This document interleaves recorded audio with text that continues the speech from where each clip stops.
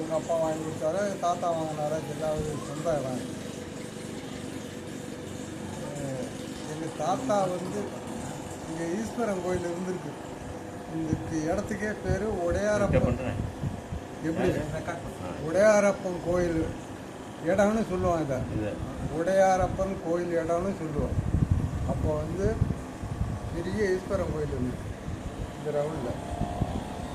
அது வந்து நாளோட எப்படி என்ன ஆச்சோட தெரியாது. எந்த காலத்தில் இதாக அழிவு காலத்தில் வந்து அது பூமிக்குள்ளார போயிடுது. கோயிலுக்கு எல்லாமே போயிட்டா போகுது. எங்கள் தாத்தா வந்து இந்த மிளகாய் செடி வைக்கிறதுக்காக நம்பியால் கொடுத்துருக்குறாரு.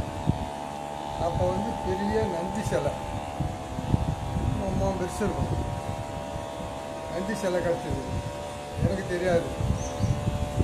அப்போ எங்கள் வீடுலாம் அங்கே இருந்துருக்கு. அந்த பிள்ளையார் கோயில் சாப்பிட்டு அந்த ஃபஸ்ட்லேயே ஒரு பெருமாள் கோயில் பிள்ளையார் கோயிலாக இருக்கும். அங்கே இருந்துருக்கு. அவர் பிள்ளையார் கோயில் பூர்வீகமாக அந்த ஊரில் இருந்துருக்கு. அந்த பிள்ளையார் கோயிலில் கொண்டு போய் அந்த சிலையை எங்கள் தாத்தா வச்சுக்கிறாரு. நந்தியில் ஏற்றி போய் தலையெல்லாம் தூக்க முடியாது. பெரிய நந்தி சிலை எங்கள் தாத்தா வச்சுட்டு அது அப்படியே இருந்தது. எனக்குலாம் தெரியும், எங்கள் தாத்தா இறந்துட்டார். எனக்குலாம் தெரியும் அது உங்கள் தாத்தா எடுத்த சிலை தான் இருக்கு பாருங்க சொல்லுவாங்க. அந்த கோயிலுக்கு போகக்குள்ள அது அப்படியே இருந்தது. எம்பலத்தாரில் வந்து உத்திராபதீஸ்வரர் கோயிலுன்னு ஒன்று இந்த ஊரில் 2 குடும்பத்தாருக்கு சொந்தமாக இருக்குது.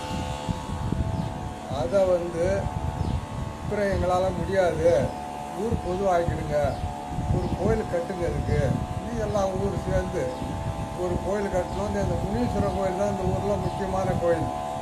அந்த கோயில் கட்டுப்பாட்டை சேர்த்துக்கு வந்துட்டாங்க. அந்த கோயிலை முன்னாடி நிர்வாகம் பண்ணிட்டு இருந்தாங்க. நீங்கள் அந்த கோயிலோட சேர்த்துக்கலையா, இது இப்போ எங்களால் நிர்வாகம் செய்ய முடியாது, செலவெல்லாம் கூட ஆகுது. எம்பலத்தாறுலாம் இந்த கோயில் கட்டி முன்னாடி கல் கட்டடம் மாதிரி தான் அது வீடு போயிடுச்சு. அப்புறம் இதே போல் அதே இடத்துல அப்போ வந்து மர சிலையாக இருந்தது. இந்த மூளை ஒரு பிச்சாண்ட ஒரு பிச்சை எடுக்கிற மாதிரி உத்திராபதீஸ்வரர் கோயில் பிச்சை எடுக்கிற மாதிரி கையில் திருவோட மர சிலையில் ஒரு 3 அடி உயரத்தில் இருந்தது. அது கொஞ்ச நாளாக ஊர் பாதுகாப்பு இல்லாமல் இருந்தது. செல்லி ஏரியாலாம் இதாக இருக்குது. ஒரு கோயில் கட்டணுங்கிற முடிவில் 86 கோயில் கட்டி முடிஞ்சு 2 வருஷம் கட்டி. இதே போல் பெரிய முன்னாடி மண்டபம், இதை விட பெரிய பிரகாரம் போட்டு எல்லா கோயில் கட்டி 86 கும்பாபிஷேகம் நடக்கிறதுக்கு தேதி வச்சாச்சு. தேதி வைக்க சொல்லக்கூட இங்கே வந்து ஒரு சிவலிங்கம் எங்கள் அப்பா, என்னுடைய அப்பா சோமபிடாங்கிறவர், அவர் மருந்து செடி போடலாம், அந்த பசங்க ஏதாவது சாப்பிடுவோம் கொச்சிருக்காரு. அது மேலே வந்து அந்த கை மாதிரி இருக்குல்ல, அது வந்து மேலே தெரிஞ்சிருக்கு. கருங்கல் மாரி தெரியுது. எங்கள் கருங்கல் இல்லையா, அப்படியே எங்கள் அப்பா கொஞ்சம் நோண்டி பார்த்ததும் இவ்வளோ பெருசு சிவலிங்கம் இருந்து அதை பறித்து போட்டுட்டு அப்புறம் எங்களுக்கெல்லாம் தகவல் கொடுத்தாரு. நாங்கள் வந்து பார்த்தா சிவலிங்கமாக இருந்தது. முன்னாடி தாத்தா நந்தி சிலை எடுத்தார் எங்கள் அப்பா. நான் எண்ணிட்டு அந்த சிவலிங்கம் கிடச்சிருக்கு. இந்த இடம் சிவலிங்கம் கிடச்சிருக்கு எல்லாரும் அப்புறம் வந்து கூடங்கூட வாங்கிட்டு வந்து பூ வச்சு வழிபாடு செஞ்சோம். புதுசாக நம்ம இடத்துல நான் கிடச்சிருக்கேன் என்னிட்டு எல்லாம் வழிபாடு செஞ்சுட்டு அப்புறம் தாசில்தாருக்கு மணியகார்ட்ட சொல்லி, அப்போ சிதம்பரம் தாலுக்காவில் வந்து தாசில்தார் இப்போல்லாம் ரோடு இல்லை, மணல் மாரி இருந்தது. ஜீப்பு வராங்க, ஜீப்பை கொண்டு காரணம் வாங்க நிறுத்த வந்து பார்த்தாங்க. வந்து பார்த்துட்டு சரி ஏதாவது வழிபாடு செய்கிற கோயிலுக்கு கொடுத்து வழிபாடு செய்யுங்க, நீங்கள் கோயில் கட்டுறதால ஏதாவது வச்சு வழிபாடு செய்யுங்கன்னு அவங்க பார்த்துட்டு போயிட்டாங்க. இந்த கோயில் கட்டி என்ன சிலை வைக்கலான்னு தீர்மானிச்சுட்டு இருக்கோம் ஊருக்காரங்க. அப்போ தான் அந்த சிலை கிடைக்கிது. அப்புறம் ஊருக்காரங்கெல்லாம் கேட்டாங்க, இதை எங்கள் மூலவராக வைக்கிறோம். முன்னாடி எடுத்த உங்கள் அப்பா எங்கள் அப்பாட்ட கேட்குறாங்க, உங்கள் அப்பா எடுத்த நந்தி சிலை இருக்குது, அதை முன்னாடி வச்சிடும், இதை உள் மூலவராக வச்சிடும்னு கேட்டாங்க. சரின்னு வச்சு அது நல்லா வழிபாடு நடந்துட்டு இப்போ வர அமாவாசைக்கு பெரிய தேஷாவும் நடக்கும். இந்த பிள்ளைக்கு ஒரு 2000 பேருக்கு சாப்பாடு போடுவோம். 2000 பேருக்கு சாப்பாடு, நான்கு வீடுகளோ எல்லாம் வச்சு போடுவோம். அதனால உத்திராபதீஸ்வரர் கோயில் போட்டுட்டு உங்கள் இருக்கோம். தாத்தா பேர் என்ன? உங்கள் தாத்தா பேர் என்ன? சின்னசாமி, எங்கள் தாத்தா சின்னசாமி. சின்னசாமியுடைய அப்பா பேர் சிவச்சிதம்பரமா? அவங்க தாத்தா பேர். அதான் அவங்க சின்னசாமியோட அப்பா பேர் தான் தெரியல. அவங்க தாத்தா பேர், சின்னசாமியோட தாத்தா பேர் தான் சிவசிதம்பரம். ராமா சிவச்சிதம்பரமா. உங்கள் பேர்? என் பேர் ரங்கநாதன். அப்புறம் இந்த குபேரர் கிடைச்ச விவரத்தை சொல்கிறேன். 2009 வந்து பெரிய பையனுக்கு கல்யாணம். இப்போ தம்பி பேசினார்ல, எங்கள் பெரிய பையன் அவருக்கு கல்யாணம் 1 வாரம் இருக்குது. இந்த செந்தில்குமாருங்கிறவன் தான் இப்போ பூஜை பண்ணிட்டு இருக்கிறவன் தான் வந்து ஊர் பூரா பத்திரிக்கை வச்சுட்டு வரான். அவன் வெளிநாட்டில் இருந்துட்டு வரான் மாப்பிள்ளை. இவன் ஊர் பூரா வச்சுட்டு வந்து ஒரு நாள் வந்து என்னை வந்து ஒரு உருவம் விட்டுட்டு போச்சு நம்ம தோட்டத்துக்கு வரணும். அங்கே போவாதடா, அங்கே தூக்க மாட்டோம், அவன் எல்லாம் கிடக்குறான், அங்கே போவாதடா என்ன சொன்னோம். அதோட அன்னைக்கு விட்டுட்டான். மறாவது நாள் வந்து இன்றைக்கும் என்னை கூப்பிட்டு போகுதுன்னா, என்னடா பைத்தியகாரத்தனமான வேலை, இந்த காலத்தில் வந்து உருவம் கூப்பிட்டு போகுதுங்கிறியா, அது பின்னால் போகிறாங்க. எனக்கு என்னமோ மதிமயங்கின மாதிரி இருக்குது. அது நான் படுக்கிறவனை வந்து தட்டி எழுப்பி கூப்பிட்டு வருது. அது பின்னாலே யாராவது நீ அண்ணன் தம்பி கூப்பிட்ற மாதிரி போகிறான். நீ யாருன்னு கேட்டால் குபேராங்குது. நல்லா சொல்லுது பேராங்குதான். என்னடா அது இன்னும் 2ஆம் நாள். 3ஆம் நாள் வந்து சொல்கிறான், அது கையை காட்டுது ஒரு இடத்துல. அந்த இடத்துல கோடு தூக்கி வச்சுட்டு வந்திருக்கான், போய் பாருணும். அதுக்கப்புறம் வந்து பார்த்தா ஒரு ரவுண்டாக கோடு இருந்தது. அந்த இடத்துல கீழே கோடு இருந்தது.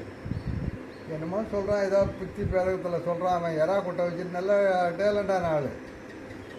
எறா கொட்டை வச்சுட்டு கல்யாணத்துக்கு பணம் தரான்னு வெளிநாட்டு பணத்தை எறா கொட்டையில் வாங்கி போட்டு எறா கொட்டை நஷ்டமாகி போச்சு.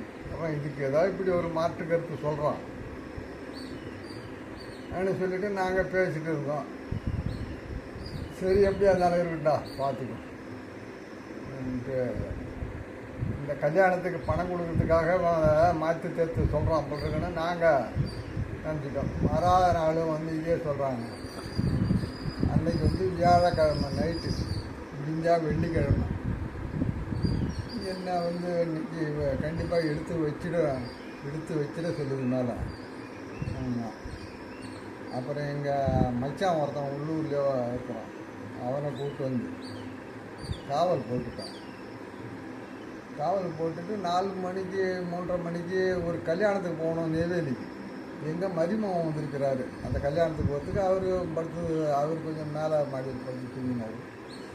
போய் எழுப்பிட்டு போய் குளிச்சுட்டு கிளம்புங்க கல்யாணத்துக்கு. தை மாதம் வச்சா குளிர் நாள், வெந்நீர் வச்சு குளிச்சுட்டு கிளம்புங்க கல்யாணத்துக்கு. 6-7 நிமிஷம் தான்.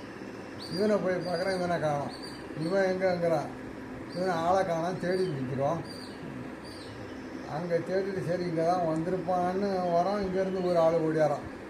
இன்றைக்கி அந்த சிலை எடுத்துக்கணுன்னு எல்லாரையும் கூப்பிட்டு வந்து வச்சுருக்கான். திருவூர் உள்ளவங்களாம். சரி, சந்தோஷம் இல்லை. அப்புறம் நாங்கள் வரத்துக்குள்ளார அந்த சிலையை எடுத்து மேலேயே வச்சுட்டேன். அது கிட்டத்தட்ட 10 வருஷம் அந்த கொட்டாயத்துக்கு நேராக போட்டு வச்சுருந்து அதில் வச்சுட்டு நாங்கள் வெள்ளிக்கிழமை செவ்வாய்க்கிழமை வந்து ஒரு விளக்க வச்சு ஒரு பொங்கல், அதுக்கு அந்த பௌர்ணமி நாள் அது இதெல்லாம் ஒரு பொங்கல் செஞ்சு அதை செஞ்சுற அன்னைக்கு கொண்டாந்து வச்சு அதுக்கு நிவேத்தியம் பண்ணிட்டு போகிறது. அப்புறம் 2018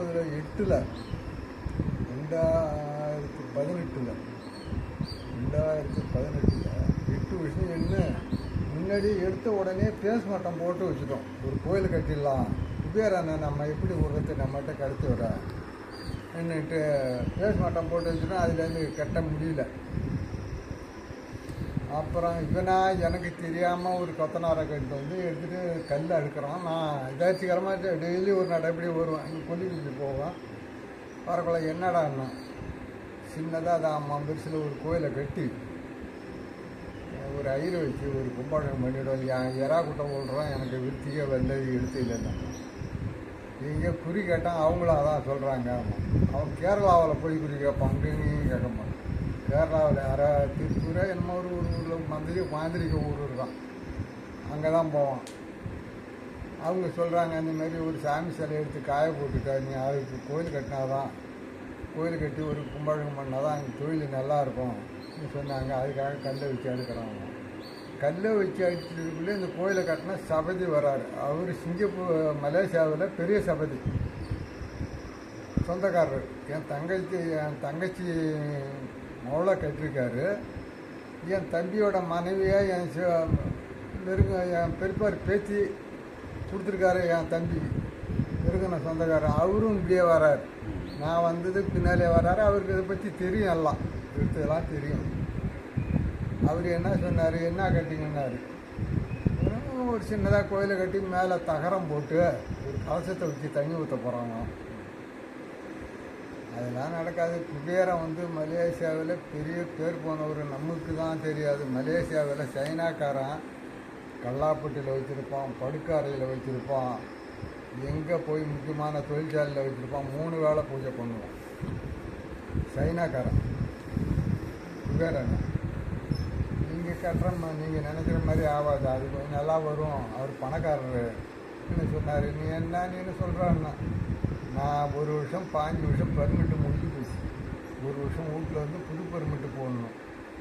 நான் கேட்கறத என் கூட ஒரு ஆளை வச்சுட்டு கட்டுறேன் இந்த கோயிலை. நீங்கள் ஏதாவது மெட்டீரியல் வாங்கி கொடுக்கணும். அதே போல் நாங்கள் ஏதோ வாங்கி கொடுத்தோம். 1 வருஷம் ஆச்சு. ஆனி மாதம் ஆரம்பிச்சு மறாவது சித்திரை மாதம் வரையும் 2 பேர் 3 பேர் அப்படியே செஞ்சுட்டு இருந்தாங்க. கும்பாபிஷத்துக்கு நாள் வச்சேன். எனக்கு தெரிஞ்ச ஒரு சீர்காழியில் ஒரு குரூப் இருக்காங்க கும்பாபிஷத்துக்கு, சுரேஷ் ஐயருன்ட்டு அவங்க ஒரு குரூப் சிவன் கோயிலுக்கு செய்வாங்க. நாங்கள் 2-3 கோயிலுக்கு நம்ம ஊருக்கு பொது கோயிலுக்கெல்லாம் அவரை வச்சு செஞ்சுருக்கோம். ஏன்னா நல்லா கொஞ்சம் பழக்கம். இங்கே தச்சகாட்டில் அவருக்கு குரு ஒருத்தர் பவானி சங்கரன், அவருக்கு குரு. அந்த சுரேஷுக்கு குரு. அவர் வேதங்கள்லாம் படித்தவர், பிரம்மச்சாரம். கல்யாணங்களான எதுவுமே செஞ்சில் இன்னும் இருக்கிறார், கல்லாட்டுக்கு இருக்கிறார். என்னைக்கு வேணாலும் ஆப்பாவும். அவர்கிட்ட போய் சொன்னேன். அப்புறம் அவங்கள வர சொன்னாங்க. சுரேஷ் ஊர் கோயில் பொது கோயில் நிர்வாகத்தில் இவர் ஒருத்தவர் தனியாக கட்டிருக்கார் இந்த கோயில். அதுக்கு என்ன செய்யணுமோ செய்யும். என்ன செய்யணும்னு கேட்டார். என்ன முறையாக ஒரு 2 கால பூஜை வச்சு செஞ்சுருங்க. தனிப்பட்ட கோயிலாக இருக்குது. ஒரு 4 காலம் வைக்கணும்னா அதிகமாக செலவாகும். 2 காலம் வச்சுருங்க. அப்புறம் அது எப்படி வளர்ச்சி ஆகுதுன்னு பார்த்துக்கணும். அவங்க வந்து பக்கத்தில் ஒரு ஊருக்கு ரேட்டை பேசிட்டாங்க. நான் உட்காந்துருக்குள்ளே பேசுகிறாங்க. விருதாலயம் பக்கத்தாப்பில் பரவலூர்னு ஒரு ஊர் இருக்காப்பில், அங்கேருந்து வந்து பேசுகிறாங்க. அவருக்கு கிட்டத்தட்ட 80-85 குறித்து கொடுத்துட்டாங்க 2 கால பூஜைக்கு. அப்புறம் எண்ணிட்டு அந்த பவானி சங்கர் ஐயர் சொன்னார், தனிப்பட்டவர், எனக்கு வேண்டியவர். அவர் சின்ன பிள்ளையிலேருந்து அவர் வந்து நல்ல குணமான ஆன்மீகத்தில் உள்ளவர். அதுக்காக செஞ்சு கொடு சுரேஷன்னார். அப்படியே அதில் பாதி ரேட்டை போட்டார். 10 ஐயருக்கு அங்கே என்ன 85 பேசுனாங்களோ அதில் பாதி கொடுத்துருங்க விட்டு அவங்ககிட்ட இருக்கக்குள்ள சொல்லக்கூடாதுன்னு ஒரு பேப்பரில் எழுதி கிட்டமாக அதை காட்டினார். அது அப்புறம் 10 பேர் வந்தாங்க. நல்லா வந்து சந்தோஷம் நல்லா செஞ்சு கொடுத்தாங்க. அது வந்து போயிடுச்சு. நிறையா கனடா நாட்டிலேருந்து வந்திருக்காங்க, மலேசியாவிலேருந்து வந்திருக்கிறாங்க கேள்விப்பட்டு. பெங்களூர்லேருந்து நிறையா பேர் வராங்க. இப்போ கூட போன மாதத்தில் கூட பெங்களூர்லேருந்து ஒரு பஸ் வந்துட்டு போயிருக்காங்க. வரவங்களுக்கெல்லாம் நல்ல பலன் கொடுத்துட்டு போயிட்டு இருக்கிறாரு. அது இப்போ 19 போட்டுருக்கும் பாருங்க. 2009 மேலே போட்டுருக்கோம். 19 ஏப்ரல் 4 2019. அப்போதான் இது வச்சாங்க. ஐயாவால் அவர் என்னுடைய கோயிலுக்கு என்னுடைய வயலுக்கு வந்து மடை கட்டினார் கம்பால். அதான உண்மையான அது நம்ம அன்னைக்கு போன வருஷத்துக்கு முந்தின வருஷமா 2024 அன்னைக்கு காலையில் இவரை கூப்பிட்டு நான் இங்கே வந்துட்டேன். எதாச்சும் அவர் அன்றைக்கும் உடம்பு சரியில்லை, வீட்டில் தான் படுத்திருந்தார். நான் போய் கூப்பிட்டு வந்துட்டேன். இங்கே வந்ததுக்கப்புறம் வந்து இவர் முடியலன்னாரு, பொறுமையாக செய்யுங்க, நாங்களும் ஹெல்ப் பண்ணுறோன்ட்டோம். காலிலேருந்து எல்லாமே அபிஷேக பொருள் எல்லாமே எடுத்துகிட்டு வந்து அபிஷேகம் பண்ணி அலங்காரம் பண்ணி மத்தியானம் இங்கே சாப்பாடு நாங்களே எடுத்துகிட்டு வந்துட்டாங்க. எல்லாமே டிஃபன் எல்லாம் சாப்பிட்டு இங்கே இருக்கோம். ஒரு 11:30க்கு அவங்க வயல்லேருந்து ஆளுங்க வராங்க. இவர் போய் அந்த தண்ணியை இது திறந்து விடணும் போடுறது, திறந்து விடணுமா அடைக்கணுமோ ஏதோ ஒன்று. பாருங்க, நான் இங்கே வந்து ஜனங்க அன்னைக்கு 15 பேர் வராங்க. ரொம்ப நாளாக களை எடுக்க வராதவங்க 15 பேர் வராங்க. எங்கள் பையன் வந்து போனகரி பக்கம் போட்டான், போனகரியே சாம்பிராம போட்டான். டீ வாங்கிட்டு வந்து கொடுக்குற ஆள். நான் என்ன செஞ்சேன், சரி இவங்களை போய் கொண்டு போய் கொள்ளையை காட்டிட்டு வரும் கொண்டுட்டு வந்து இவங்க ஐயா விட்டு குடும்பத்தில் எல்லாம் இலையை போட்டு உட்காந்து சாப்பிட்டுட்டாங்க. என்னால் சாப்பிட்டுட்டே அங்கே கொள்ளை என்ன ஆச்சு, எந்த கொள்ளையில் எடுக்கிறாங்களோன்னு நினச்சிட்டு சாப்பிட்டேன். 9:30 மணி, கார்த்திகை மாதம் 9ஆம் தேதி 9:30 மணி காலையில். இந்த ஜனங்களாம் போய் 9:30 மணிக்கு கொல்லையில் நின்றுட்டு எங்கே மாமாவை காணோம், எங்கே அண்ணனை காணோம், இந்த ஊர் பழக்கமாச்சு காணன்ட்டு சொல்லியிருக்காங்க. என்ன காணோம், எந்த கொல்லையில் எடுக்கிறதுனே தெரியல. நான் நினச்சேன் இந்த கொல்லையில் தான் இன்றைக்கி எடுக்கணும், நம்ம போக முடியாமல் அங்கே உட்காந்துருக்குமே, எந்த கொல்லையில் எடுத்தாலும் எடுக்கட்டும் முடிவுக்கு வந்துட்டேன். அப்புறம் சாப்பிட சொன்னாங்க, இதே இடத்துல தான் உட்காந்து சாப்பிட்டேன். சாப்பிட்டுட்டு இவங்களை அனுப்பக்குள்ள மணி 10:30 மணி ஆகி போச்சு. தக்கரப்பட்டு அனுப்பி நான் போனேன்னா லேசாக தூரிச்சு. அப்புறம் எங்கே தூத்தத்தில் போய் நனைஞ்சிட்டு எங்கே டீ வாங்கி கொடுத்துரு, அவன் வந்து வாங்கி கொடுத்தா கொடுத்துட்டு நான் படுத்துட்டேன். அவன் இடத்துல போய் படுத்துட்டேன். எங்கள் தம்பி மனைவி அங்கேருந்து நேராக எங்கள் வீட்டில் தான் பால் வாங்க வருவாங்க. அவங்க வந்து எங்கள் வீட்டுக்காரங்கள மாமா வந்தார டீ வாங்கிட்டு வந்தா என்ன எங்களுக்கு, அது என்னமோ அவரை கேளுன்ட்ருக்காங்க. வார்த்தை நான் அங்கே படுத்துருக்கேன், எனக்கு தெரியாது. 2வது வந்தார், முடிவண்ணங்கொல்லியில் மடையை கட்டினார், பச்சை வேட்டி கட்டினார், வெள்ளை துண்டை கட்டிட்டு. நான் ஒருத்தவங்க பார்க்குறேன், அந்த வந்து மாமா கட்டார் வருவார், வந்து சொல்லுவார் எந்த கொல்லியில் எடுக்கலான்னு. இன்னும் நான் சொன்ன முன்னாடி அப்புறம் பக்கத்தில் ஒரு முன்னாடி பார்த்து தான் வந்துட்டார் அப்பா வருவார்னு சொல்லிவிட்டு குனிஞ்சி ஜம்மாந்தோலை எடுத்துகிட்டு திரும்ப பார்க்கலாம். அந்த திடார் வழி காக்கா குருவி கூட இவர் வந்து மடை கட்டிட்டு இவர் பாட்டுக்கு பேசாமல் வந்துட்டார். எங்கள் வீட்டுக்கார்ட்ட சொல்ல, எங்கள் வீட்டுக்காருக்கு அப்படியே சாமி வந்து ஆடி, நான் வந்து புகையறான், நான் தான் வந்தேன், அவர் வரல சொல்லி சத்தம் கேட்குது. நான் ஓடியாரன் அங்கேருந்து படுத்து கிடந்தேன். அது ஏந்துட்டு வந்து பார்க்குறேன். என்ன ஆகுன்னா தூரத்தை சொல்கிறாங்க, நீ வந்தியா கொல்லிக்கு வேலைக்குங்க.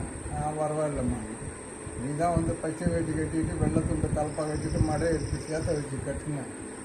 பார்த்தாரு அங்கே 2 பேரும் கண்ணாலங்கிறாங்க. இந்த ஐயாவுடைய புண்ணியத்தால் அவர் கொல்லிக்கு வந்து மடை கட்டினார். முடிவண்ணா எங்கள் ஊருக்காரர், அவர் தான் எங்கள் ஊர் வைஸ் சேர்மனாக இருந்தவர். அவங்களுக்குள்ளே எங்கிட்ட 2 ஏக்கர் போய்கிட்டு இருக்கு. எங்களுக்குள்ளே ஓரத்துலையே இந்தாண்ட வரப்பு இருந்துட்டு 8 ஏக்கர் ஒரே இடத்துல இருக்குது. இந்தாண்டா சேர்ந்த மாதிரியா இருக்குது. அவங்களால பயிர் வைக்க முடியல. அதே வச்சுட்டு எல்லாத்தையுமே வச்சுட்டு அவருக்கும் உடம்பு சரியில்லை. இப்போ கொஞ்ச இல்லை, நிறைய ஆப்ரேஷன் பண்ணிட்டு ஒரு மாதிரியாக வருவார்.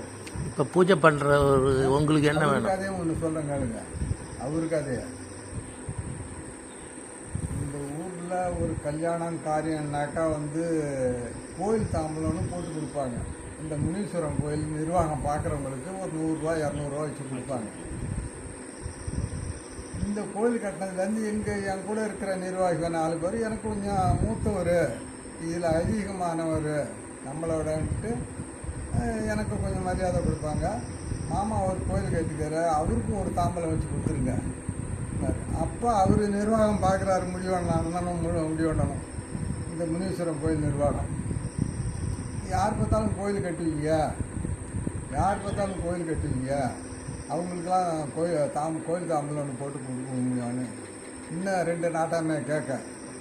அவங்க என்ன சொல்லிட்டாங்க, இந்த ஊரில் புதுசாக அந்த கோயில் அது பணக்கார தெய்வம், அதுக்கு ஒரு விளக்கு பிடிச்சி வச்சுட்டு கொடுத்தா அது ஒன்றும் தப்பு கிடையாது. எப்படி நம்ம 100 ரூபா கொடுத்தாலும் அது ஒன்றும் ஆகிட போகிறதில்ல. நீ உன் குடும்பத்தில் கொடுத்தா கொடு, கொடுக்காட்டி போனால் நிப்பாட்டி. எப்படி எங்கள் குடும்பத்தில் நாங்கள் கொடுப்போம். நான் அவங்க சொன்னதை அதோட அதை விட்டுட்டார். கோயிலுக்கே வர மாட்டார். அங்கே ஒரு பொன்னிமன் கோயில் இருக்குது, நான் போட்டு சொல்லுவேன், அது பிரசித்தி பெற்ற கோயில். அந்த கோயிலுக்கு ஆமனை வந்துட்டு போவாங்க. கஷ்டம். வீடு கட்டி கீழே 30 மேலே 30 கொட்டிட்டு 13 வருஷம் கிடக்குது. இது கேட்டதுலேருந்து அவருக்கு கொஞ்சம் ஏன் மேலேயும் அந்த சாமி மேலே கொஞ்சம் அதிருப்தி ஆகிப்போச்சு. நம்ம கேட்டுட்டோமே தெரியாமல், தெரிஞ்சு கேட்டோமான்ட்டு அவர் அங்கே வருவார். ஒரு நாள் பொண்டாட்டியை கொண்டாந்து ஞாயிற்றுக்கிழமை நான் படிச்சுட்டே இருக்கணும். இந்த நேரம் இதுக்கு முன்னாடி அந்த கோயிலை விட்டுட்டு இவர் ஏதோ அர்ஜென்ட்டாக வேலைக்கு போயிட்டார். இந்த அம்மா அந்த கோயிலை பார்த்துட்டு இங்கே வருது நடந்து அந்த கோயிலுக்கு போகிறதுக்கு, இந்த முனீஸ்வரன் கோயிலுக்கு போகிறதுக்கு. அந்த பனை மரத்துட்டு வந்து என்ன மழை பெய்யணுமோ அந்த மழை பெய்யுது, என்ன மழை பெய்யணுமோ அந்த மழை பெய்யுது. அந்த அம்மா அந்தாண்டியும் போக முடியல, இந்தாண்டியும் போக முடியல. நேராக அங்கே வந்து கொடுத்தாங்க. அவங்கள ஒரு நேரத்தில் உருவாக்குறது நானும் தான் சொல்லுவேன், சாமியை தாப்பில். அவங்க கடலில் உள்ளதுட்டு இங்கே வந்தாங்க. சரியாக ஊர்லேயே அறிமுகம் இருக்காது. அப்புறம் ஊரில் கூப்பிட்டு இந்த மாதிரி நேரு வீட்டுக்குள்ளே அப்படின்னு அறிமுகப்படுத்தி அவங்கள அந்த நேரமெல்லாம் இன்னும் இருக்குது, நல்லா இருக்குது. அப்புறம் பொண்டாட்டி மழை பெய்யுதுன்னு இட்டுட்டு வரத்துக்கு மழை கொஞ்சம் கம்மியானது. ஒரு சரன்னு வந்தார். இப்படி நானும் நிற்கிறேன், ஒரு 10 பேர் நிற்கிறாங்க மழைக்கு ஒதுங்கி. இப்படி பார்த்தாரு, பொண்டாட்டி முன்னாடி நிற்கிது. வண்டியை திருப்பிட்டு உள்ளார வந்தார். வாப்பான்னு அப்புறம் வந்தார். அப்புறம் பொண்டாட்டிகிட்ட என்ன நெய்வேத்திய பொருள் இருக்குது, கேசரி கீட்டு வச்சுருந்தாங்க, அங்கே படைச்சிட்டு அந்த கோயிலுக்கு எடுத்துகிட்டு போட்டு அதை எடுத்து கொடுங்க படைக்கிட்டோம்னார். அதே போல் எடுத்து கொடுத்துருங்க. நம்ம இதெல்லாம் நினச்சிட்டு இருக்கோம், எடுத்து கொடுக்குறோம், படைச்சி கொடுத்து அனுப்பிட்டேன். வராது நாள் இப்போ வராது, வராது வாரம் 3 வாரம் வந்தார். எனக்கு ஒரு கனவு தோணுச்சு. இந்த இடத்துல அவர் நிற்கிறாரு, அந்த முடிவண்ணா. ஒரு தாம்பாளத்தில் வந்து ஒரு பேப்பரை, சுருட்டின பேப்பரை வச்சு அவர்கிட்ட கொடுக்குறான். கொடுத்துட்டு இதை எங்களுக்கு வண்டி டாக்டர் ஓட்டுற டிரைவர்கிட்ட சொன்னேன்.